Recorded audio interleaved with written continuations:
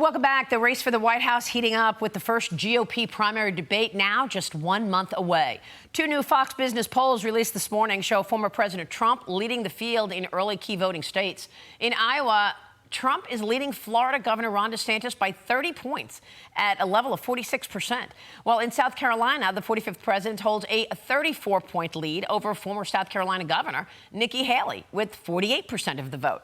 President Trump criticized President Biden's leadership in an exclusive interview with me last week. Now, in part two of my sit-down with the former commander-in-chief, President Trump tells us how he took on communist China and why the CCP has become so aggressive on Joe Biden's watch. China was ripping off our country for years and years. And, you know, we're giving them favored status, and we were giving them everything. We were giving them everything. Nobody ever did anything. I was the one that exposed it. And more importantly, I did something about it. And, you know, we wouldn't, if it weren't for me, you wouldn't have a steel mill in the United States right now. They were dumping steel by hundreds and hundreds. Nobody's ever seen anything like it. What they were doing to the steel industry, the aluminum industry. And I stopped it. And so I certainly don't think I could have been too much tougher on China. Then when COVID came, you know, I made a great trade deal with China. They have to buy $50 billion worth of our product, right? And that was a big thing for the farmers. I don't even talk about it, because once COVID came in, that superseded everything. When Biden approved Nord Stream 2, I said, what's going on here? What is going on here? But remember, he got $3.5 million from, again, the mayor of Moscow's wife. Mm-hmm. She gave him $3.5 million. But that's the least of the money they got. Yeah. Okay, look at all the money we're giving to Ukraine. And yet Ukraine was paying the Biden family a fortune. Would you stop the money to Ukraine at this point? I'd get the war settled. The money is, number one, I tell Europe, you're about $100 billion plus short, okay? You got to pay. Because Europe is smiling all the way to the bank. We're giving all of Europe is doing very little compared to the United States, and it affects them more. Look, no matter how you look at it, they're right there. We're an ocean apart. Why are we at 150 billion and they're at 20? They have to, and you know, their economy's almost exactly our size if you add it all up. You add up the countries of Europe, and we have a very similar economy they have a very similar to the United States. They should be at the same number that we're at, if not more. And they get away with murder. And they did with NATO, too. You know what I did with NATO? They weren't paying, and I made them pay. Right. And took in hundreds of billions of dollars. I said, if you don't pay, we're not going to protect you. Would you be prepared to attack the economic relationship that we have with China? For example, the capital markets are wide open for communist China, and unwitting investors are basically funding the expansion of the CCP. Would you put limits in place in terms of what Americans can buy? So I did something better. I did tremendous tariffs. We took in hundreds of billions of dollars, tariffs and taxes.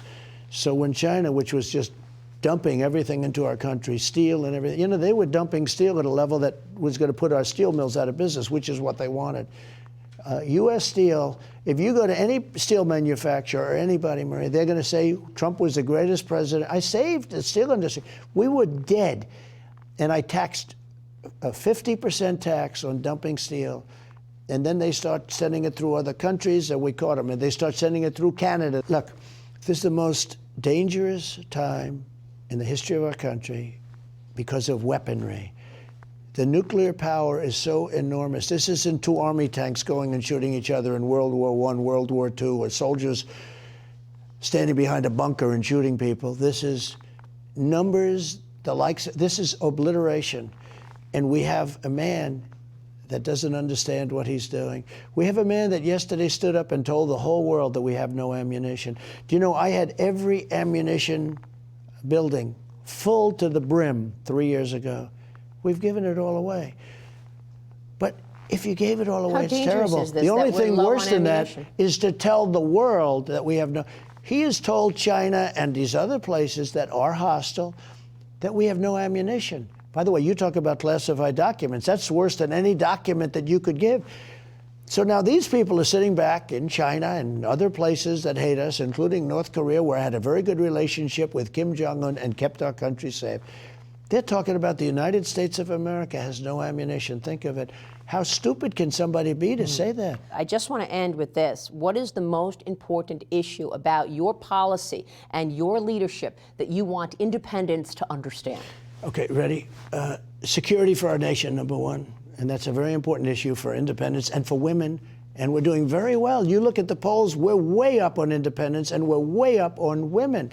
They want security, they want safety. We're going to close the border. We're going to get rid of all of the criminals that have been allowed to come into our country that are causing us tremendous problems, and terrorists that are going to cause us problems for many years to come. We are going to create the greatest economy. We're going to become energy independent. Energy prices are going to go way down. That's going to take inflation down. I'm Steve Doocy. I'm Brian Kilmeade. And I'm Ainsley Earhart. And click here to subscribe to the Fox News YouTube page to catch our hottest interviews and most compelling analysis.